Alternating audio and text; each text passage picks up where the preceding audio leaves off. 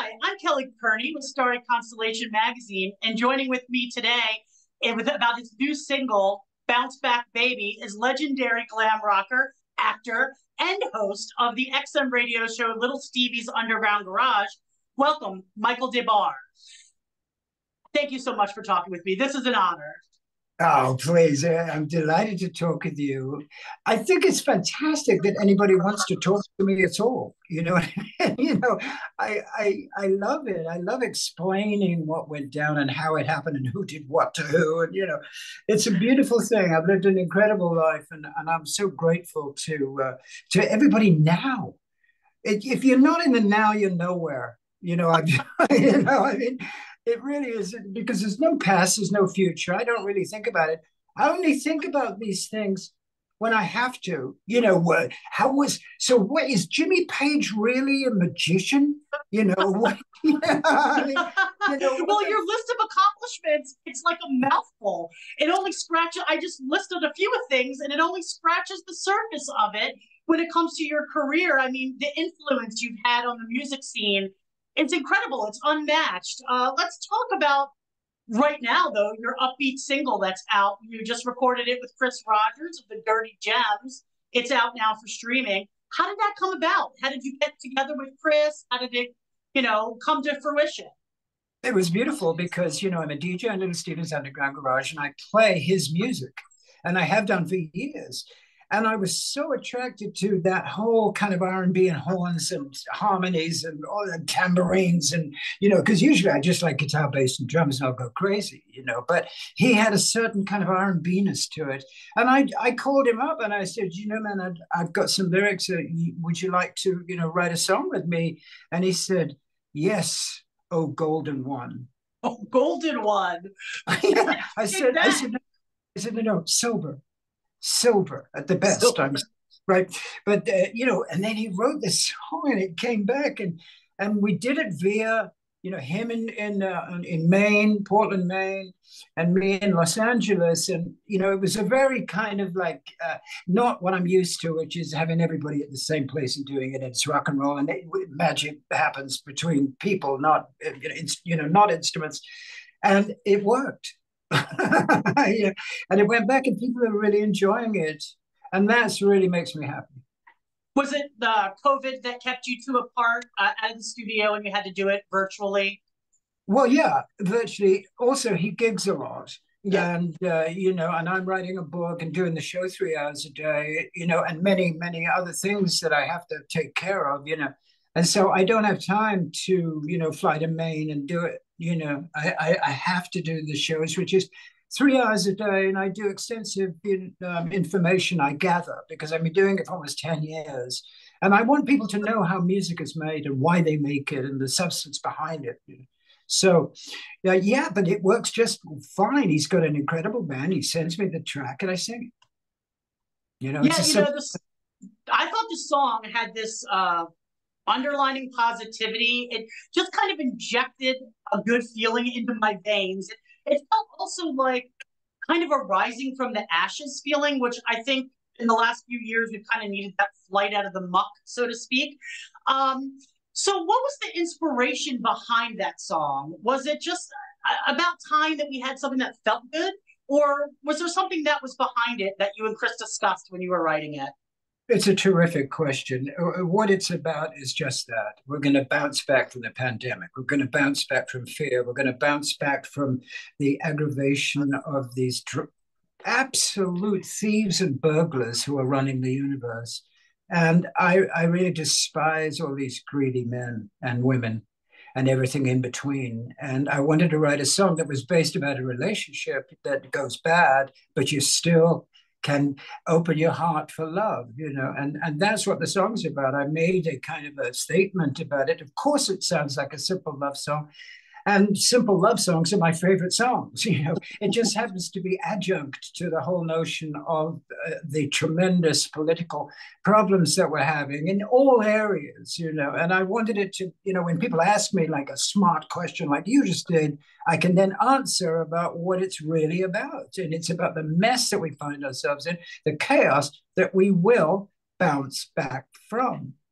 I hope that we do, and I think Hopefully, we're starting to see some bouncing back. But I have to admit, as soon as I turned the song on, I had a smile on my face. You don't always get a smile on your face these days. It just had a good feeling to it.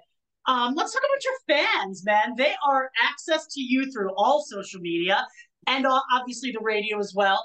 What's their reaction been like to the song? Because I know that they were hungry for more of you after your 2022 collaboration with the glam rock revivalist Prima Donna, which I actually really enjoyed.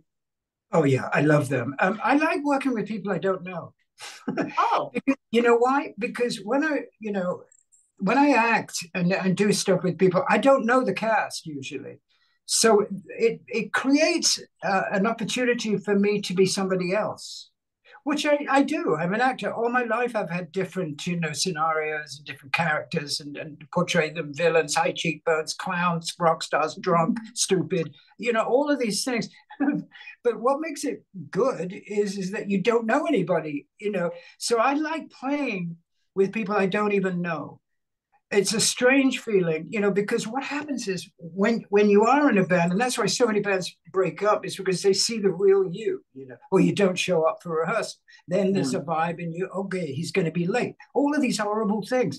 Well, today with technology, I can just grab the thing, put it in, sing it, send it back. But Chris has turned into a real partner that I want to stick with, and I have never met him. oh, I've well, never that's met him. fascinating. We have 15 songs waiting for people. We're going to do an album called Revelation Boulevard and it has the same concept of change and getting away from the tiresome difficulties of the billionaires in tandem with the people who are living on the streets, in tents. And we've got a song there called Tent City Breakdown, which is just that. So this song is bouncy, but it does have a meaning. The meaning is let's fall in love with each other again, for God's sake, and there's always somebody you can love and that will love you. And I think that that's really important. Chris and I now kind of develop an album that says just that in every song in a different Yeah. way. When can we look forward to that album coming out? So the single's out now. Oh, I cannot wait. To get this stuff done. I mean, literally, we've got 15 songs that Wow. we've did, and they're all really, really good. There's a beautiful, and he sings half of it. It's MDB and Chris Rogers of the Dirty Gems. It's not just me at all, which is really great because all my life I've been in a cast. I've The been band, either yeah. playing the bad guy or I've been playing the clown or whatever it is. This is a beautiful situation to find myself. He has a band that he adores. I adore them. I think he's a brilliant writer. He's an Elton John pianist. He's really talented, very melodic, and perfect for a gravelly rock and roller like me with high cheekbones. Yeah, I feel like even in the last maybe 5 years, it's been a resurgence of sort of this throwback sound with a new kind of angle to it. Glam rock is back. Things that maybe were very popular in the 70s or started from the fashion to the movies to the music are really popular now. And you must find that extremely exciting because, that's where you started and you've grown from there, you've evolved. But the younger people are really looking back to that music and kind of developing their own sound now. And I think Chris is probably one of them. Yeah, he is, and he's identifying, that era that was really in the 70s that really were great songs. I'm not saying that they're not great songs today; they're just not my songs. I have great respect for Taylor Swift, Harry Styles, and Ed Sheeran, and all of it, but it's not my kind of music. I like music from the waist down. You know what I mean? I don't like subtlety at all. Right. I'm into Kiss Me or Not. Right. And Well, okay. Well, I was going to say you worked with some of the music industries. You mentioned Robert Plant. I mean, the list is so insanely long. I watched your documentary and I was just like, wow, it was so many things I didn't even know. And I'm a big music buff. So you worked with music industry's most celebrated talents, but true fans know you as an actor as well. And Yeah. from your teen start with Sidney Poitier to parts in David Lynch's Mulholland Falls cult classic, to WKRP in Cincinnati and Seinfeld, which is like a lot of people remember you from that, to your recent documentary. Talk a little bit about your career and what you've done across the landscape of entertainment. Is there anything you haven't done that you thought, I'd like to work with that person. I'd like to play that kind of character. I'd like to jump into a project with those people. I would have liked to have been a dancer for Chippendales. I love that answer. I love it. That's a great idea. And what's stopping you from doing it now? My wife, essentially. Let's keep her happy, right? No. I mean, look, everything has been a chapter. Whether it was songs or Murdoch and MacGyver killing people. It's all a chapter in this book. I try and think what I'm going to call the book because it's so difficult. I mean, rock and roll, ROLE, perhaps I would call it. Because I've played so many roles. Yeah, I've done 160 hours of American television, apart from wow. 30 albums, and then 40 movies. But it all feels like a chapter in a very long book, and it's a very sexy book, and it's a book that I've learned a lot, about. And I've been sober off drugs and alcohol for 42 years, Kelly. And that's a fantastic feeling. And I am at an age where I can smile, I can laugh, I can outrun anybody. I'll keep writing rock and roll songs and just smile and just be happy with what I've got. I'm so lucky to have people that like what I do, and I've got a wonderful wife and 2 cats, beautiful house, and 17 guitars, So, not bad, not bad. Are you writing the book now? You're working on the book now? Yeah, I am. But what that does to me is I'm born here and I'm, in Los Angeles. I'm writing bits and pieces of almost like dreams because they were a dream, but they were dreams that come true, the darkness with the lightness, So I don't say from beginning to where I am now, I'm jumping around all over the place. And I'm sure that the people who, like what I do will catch on to that because it's so boring to hear. I was born in London and then I saw blues bands playing in the Yardbirds. And then I got a gig on telly. And then I did To Sell With Love in Sydney Poitier. It was really nice to me there, I mean, it's just a bore. What's beautiful is the magic of it all. How did that happen? Why did that happen? Was it my parent? I didn't have parents. My mom and dad, I never knew my mother and father. And I was put into these boarding schools when I was 8, and I stayed in these boarding schools, even in the vacation parts where all the other kids went home, and I was there. So I've always been alone, right? So therefore, people who like what I do are my family. It brings a tear to my eye to even think about it. And they put out their arms for me. And they watch me on telly and they, like the music and stuff. And that it means so much more to me than anything else would. How could it? Now that you're looking back through your career and you're writing these things down, is there a single moment that you can think of that stands out where you thought to yourself, I can't believe this is my life? How did I get, how did this happen? Of course, you'd had so many, I'm sure, but there must have been one that you just thought, how in the world did this happen? And how did I get here? What was that moment? Live Aid. Oh, Live Aid. Oh, gosh, yes. What happened was 3 days. It's a hell of a story. I'm in Alabama with Don Johnson, my dear friend. So he's making a movie. I had a big hit with Obsession, with the band Animotion, and I was celebrating, shall we say, in quotes, with DJ down there. And then I got a call from a guy in New York saying, come to New York. There's a band that really would like you to sing for them. And I said, what band? What are you talking about? He said, come to New York. Will you do that and just meet them? I said, sure, if you give me a limo and get me on first class and so on. And he did that. And I arrive in Manhattan. I go up to the offices there, and there's John Taylor, the beautiful John Taylor, and Tony Thompson, God rest his soul. And there we are. And I got, oh my God, they had the #1 album. So I had 3 days, Kelly. Oh, wow. 3 days to learn 32 songs. We did a 3-hour show, right? So the second gig of all of that was a little gig called Live Aid. Little. So within moments, I was standing next to Bob Dylan, and Mick and Keith and everybody else, Madonna, you name it. You saw it, Oh, it. Yeah. And one of the best performances by Queen ever. It was the best performance. I think they did the best performance of Live Aid. Absolutely. Freddie was on fire. But, I was on fire in the sense that I was not nervous. I knew that this was a gift that I'd been given by the rock and roll gods for me to get up there and sing my ass off, and I had a fantastic suntan. My hair was perfect. I mean, it was great.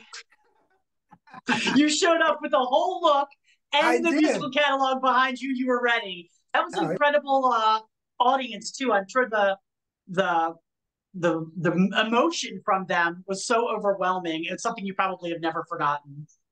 well, I certainly never forgotten it because it was extraordinary. I mean, that night, all of those artists, stars, superstars, all stayed in the same hotel. Can you imagine? I Can can you imagine? imagine. I'm glad that maybe we didn't have cell phones back then. Yeah, right. That's right. That night was absolutely like some satanic, magical, mad rock and roll. You had superstars staggering down the alley, the hallways of this hotel. I wish I'd filmed it. I couldn't, of course, because there was like bodyguards everywhere. Put that camera down. This was going because it was really mad. I mean, it was an exceptional evening. So that 24 hours, and then the next day, boom, I'm off to New Orleans, with the next gig. And the next 6 months, I was in front of 20, 40,000 teenage girls screaming, And the first one, I'll tell you what happened was I walk out there and John and Andy were huge. It was Duran. And Oh so yeah, the they were huge. huge, 40,000 people. And the whole thing, like the Red Sea, just parted. I'm in the middle, and it just parted. And all the girls are on one side for Andy, and all the girls are on one side. And I'm in the middle with a big river down the Dionis going, hey, where you come on? What about me? But within few weeks, I got all these reviews for Live Aid. And then they started to say, all right, we love Robert Palmer. I love Robert Palmer, and I knew him well 10 years before this happened. Oh, And it made the audience, feel more comfortable liking me doing this thing. And I'm a rock singer, I'm not a soul singer like he was. And it right. was more rocking, Andy's a rock and roll guitar player. So we turned we shifted that into a heavier vibe. Yeah, and in today's music industry, which is so different than when you started out, bands kind of now live or die on the single. And it creates sort of like this revolving door of what's hot and what's not. You're hot on Monday, you're dead by Friday kind of Yeah, thing. It's a yeah. different world completely. But you've never stopped working. You've sort of evolved with the industry. So I have to ask, what is the longevity of this business? How have you figured that out? What is that? I just keep going. I just keep doing it. I don't really pay too much attention to what comes and goes. I do feel that what stays is that position has been employed, and I don't think anything after that on a rock and roll level has ever come along that has hit me quite as hard as the bands that I adored, the bluesmen, all of that, reggae, all of the music that I adored and absorbed to do my own thing, has stopped. Mm-hmm. There aren't bands doing that anymore.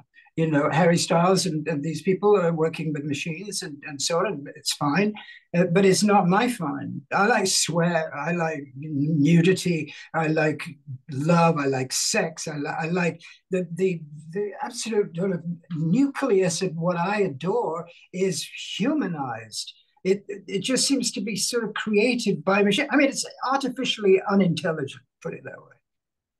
And there's no but when you started out, there was a real danger in rock and roll. That's sort of that's not as dangerous anymore. It's a little bit more contrived nowadays. I feel like Everybody's got a bodyguard for about 24 hours if they've got a hit single, and and the bodyguard soon disappears.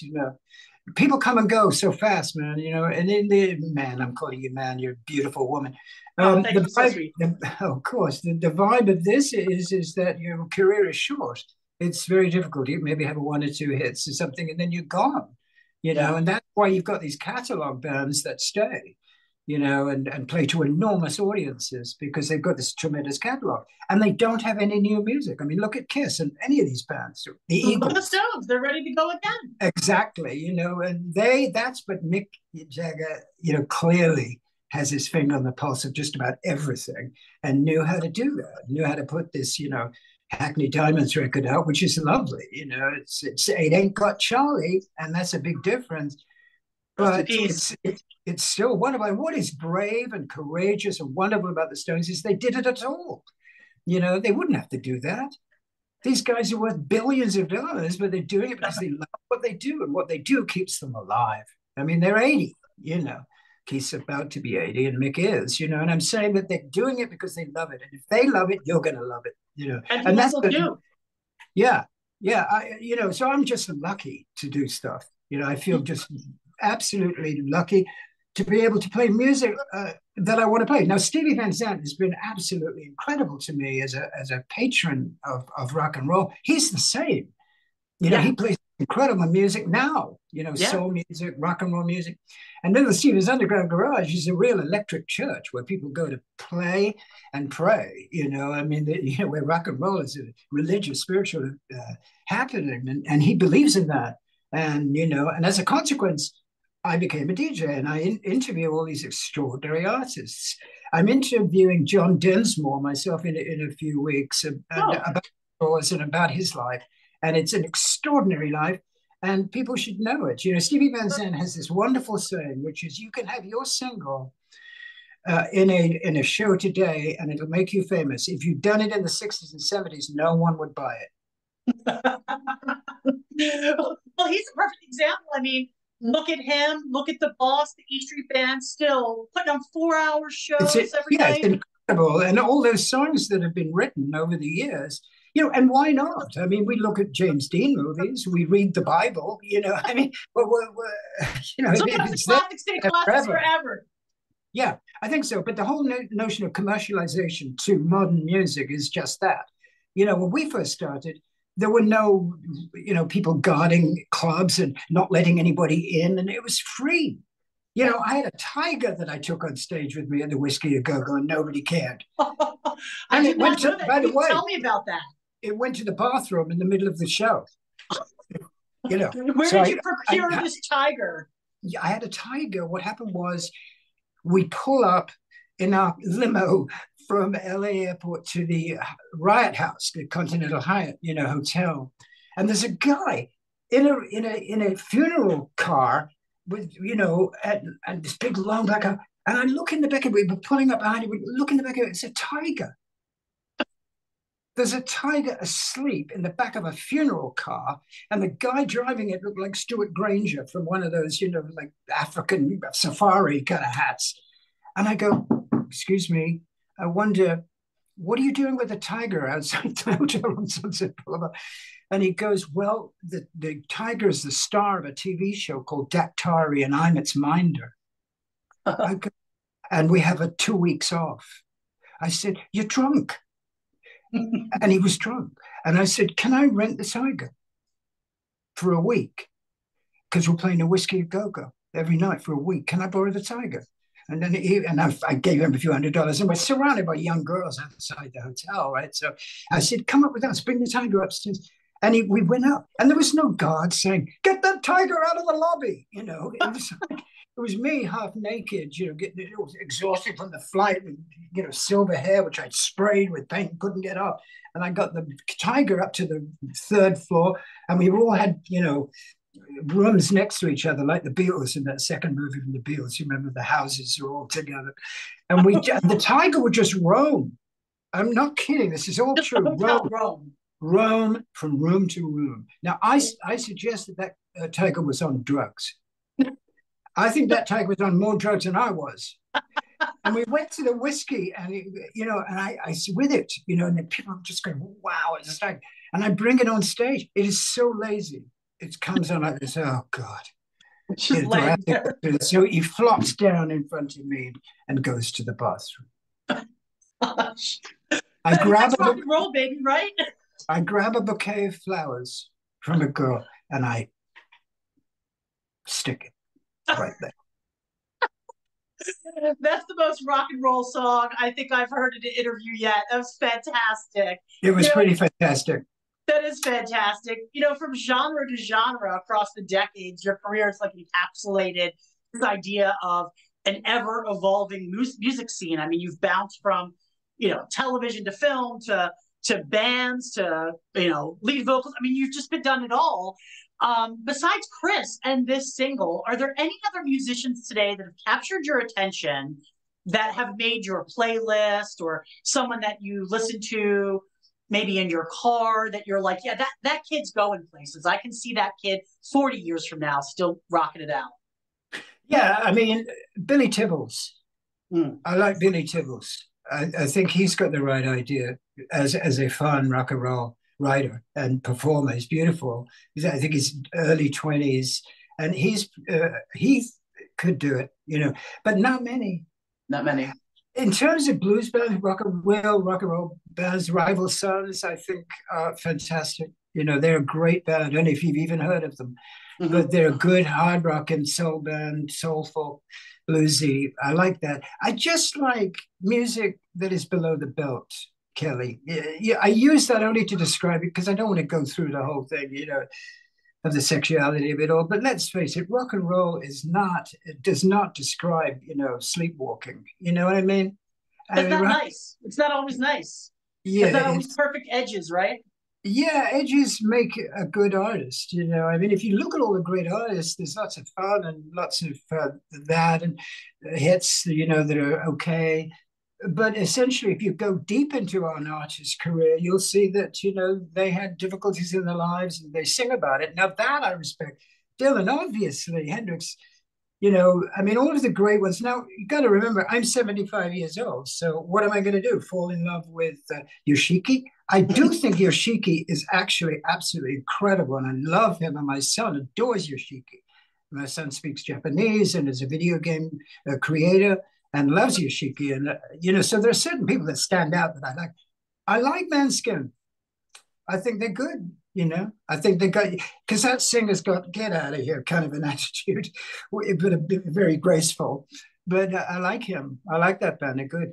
And you get to listen to what's new and what's old on your Oh radio yeah. show. You can kind Oh of, yeah. pick through, see what you like. You get first pick about what's coming on the scene and what sounds great. I mean, that must be, you had this long career and now you've had this radio show. It must be fabulous to be able to have a new sort of chapter in your career that's still just right there in the mix of music. But you kind of get to be the decider of what's playing that day on the radio. It's kind of nice. Yeah, it's incredible. The differentiation between doing it and bringing it to people is enormous, because the go excited you wants to be up there in the middle doing the thing with the spotlight. That doesn't mean anything to me anymore. What I'm doing now is I'm bringing music that perhaps they're not aware of. Wilson Pickett and so Oh on, yeah. Etta James and all of the great Al Green. The list is endless, and they don't know anything about it. So I have to frame these songs in such a way that they'll perk up and they'll listen. And I think that's why the show is so, widely heard, because I'm trying to set a way that they can understand that song and understand the person who's singing it. That's what's important. I do believe that people don't want to just go around singing the chorus. They want to know who wrote that chorus and why and what does it mean, even if it's some frivolous lyric. You know, the artists themselves is what it's about, and especially introducing them to James Brown, introducing them to, the great Aretha Franklin, or indeed Etta James, or any of these wonderful people. That's like a mission for me to be able to bring that music to them. It is a history lesson, but it's a mystery lesson that needs to be unwrapped. It's a music education, and I think even though we have sort of these computers hooked to our hands all the time, we're not as curious anymore about, hey, how did they get made? Who is that? And we do need people out there that are our teachers, that were there, that saw it, that witnessed it, that performed it, and can Yeah. explain, hey, you love this song now? Hey, that's influenced by this, and that's where that came from. Yeah. That's so important to our culture, Yes. and I'm so happy that you do that every day. Tell me how that happened, how that came about you getting the gig over on XM with Little Stevie. Uh, you know, I, Me and Jonesy had a band called Checkered Past. Steve Jones, the Pistols, of course, Clem Yes, Burton, the I Pistols. and it was a great band. And we opened for Stevie years ago when he left Bruce and did the Disciples of Soul, which is unbelievable band, but that's another story. And what happened was I got a phone call. I was doing a TV interview thing, and I was interviewing Marion Williamson, who's running for president right now. Mm-hmm. And I interviewed a lot of people, Gene Simmons, Melanie Griffith, a lot of people. And Maureen Van Zandt, Stevie's wife, would watch me do these things. And she thought, wait a minute, Angelo Golden, the brilliant producer of the Rolling Stones, was DJ, the morning DJ in New York City, and he left. He had to go, and Maureen whispered to Stevie, get MDB. And he says, MDB, yeah, okay, I'll put him on for a couple of weeks. So I walked up to a microphone, and did 2 weeks, and I just loved it. I just loved it because I can talk. I know, backwards, forwards, A to Z, what happened to everybody, anybody, name it, and I'll tell you, their children's names, And this is Justin and Julian and Veronica, and that's Wilson Pickett. But, so then people dug that, and Stevie thought this was good, and that was 10 years ago. Yeah, it's my favorite show on XM. I listen to it every night. I love it. And I'm so grateful for the education, although I'm 46, so I have You're 46? I am. I'm 46. So I know people don't usually tell their age, but hey, I'm 46. But I have a decent idea about music, but I still feel like I'm going to college every night when I listen to it. Yeah, well, I hope you're tapping your foot while you're in class. I mean, I try and stay away from being educative and just like being a fan, which is what I am. Yeah. So if one of your friends, when you were like 18, and would come over and go, listen to this, that's who I am. I'm one of your girlfriends coming over with a vinyl album saying, listen to this, Kelly, this is fantastic. That's all I'm doing. I'm just introducing them to something they didn't know. But the youngins that send me all the mail, they absolutely can. There's a real strength in their understanding. I think people think quicker today because they have to, because there's so much difficulties around us. So therefore, they also can get the sense of what this music means to people. I mean, Stevie created teachrock.org, which is for kids in schools, and it's all over the country, where you can talk about Sam Cooke and you can talk about Sam Cooke's assassination. Mm-hmm. And you will get something out of that. You'll listen to his music differently when you know what his life was, which was a lot of those publishers, those white publishers, what happened? Why did he die? How did he die? I mean, and what did he die for? Because he was becoming a young black man who was making a lot of money and doing a lot of great music. The rest is up to yourself. You can believe whatever you want to believe. But why I'm using that as an analogy is that what happens to the artist is very important when you're listening to their music. Don't you think? Yeah, you can hear a song, but you don't necessarily have an understanding of it until you kind of know the artist and where they're coming from. That's right. And you don't necessarily have to know their background, if it was tragic, if it wasn't tragic, but a little taste of that might give you some information about what you're hearing. It's so important to art in general.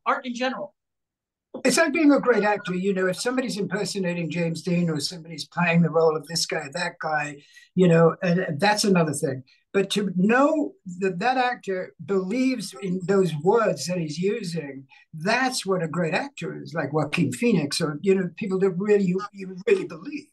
Mm-hmm. And it's the same with music. You're exactly right. That person has to come through that song. So that's how that person would, if there's whatever the song is. The Byrds have written so many beautiful songs for the American Byrds, and you believe that happened to them, and they wrote about it. That's the music that I adore, real stuff, rather than what composers and producers and record labels think that the people want, which is absolutely outrageous to think that they would know the psyche of the people out there that love music. The fodder that they're given is horrible. I think the business part of the music industry isn't always where the art thrives. I think it's dead. Kids, what opportunity do they have to put records out? Do people buy records? Or do they always have these platforms to raise money, and it seems like mostly singles these days. Everything lives and dies on the single. Yeah, can you imagine a world where the Beatles couldn't put out Sgt. Pepper's Lonely Hearts Club Band, which was a lifelong record that lives with you forever? So we're going to have 3 minutes instead of 50, you know what I mean, to choose from, those beautiful songs and stuff. And, look, I'm not negating anything, because what I'm saying is what I believe. What the youngins believe is that's their choices. I just like to introduce young people to old music, some music that they wouldn't know. And I play people that are great. I play Manskin. I play Billy Tibbles. I play, acts that I like, but that's rare. Right. Well, besides the radio show, you're working on this book that you're starting gathering your memories with, and you're also working on an album with Chris. Is there any other? It's as if you need more projects. Is there any other projects you're working on that fans can look out for? And do you have sort of a estimated time of arrival for those for the book and maybe the album that fans can keep an eye out for? Yeah, I've written an opera Oh about wow! about the Marquis de Sade. Oh, So it's about the sadist royalty, the Marquis, because my life and my family is French, and the Marquis de Sade, when I was a young drug-taking, velvet-clad, perverted, beautiful young fellow. I love that combination. What a great description. Yes, well, I became so obsessed with the Sade and why he would do that, and what that meant to the world at large, And so I wrote a musical about it, and I would very much an opera, really. And I would like to do that at some stage. Of course, people are very nervous when I say, look, we're grown-ups now. We've been through a lot. And I think that people are absolutely waiting for something that can wake them up and see what's rotten about this world and not behave in those ways. I'm not in any way underscoring that de Sade was a fascinating figure. I'm saying it's a very important figure. And I use the whole notion of pain and difficulty in life to get rid of it. So there's a lot of love songs in which is entirely opposite to what you think of a guy who liked to whip people. Mm-hmm. Yeah, right, right. But I mean, even villains are worthy of a microscope on them to figure out what made them tick. And Well, there's exactly. music in that.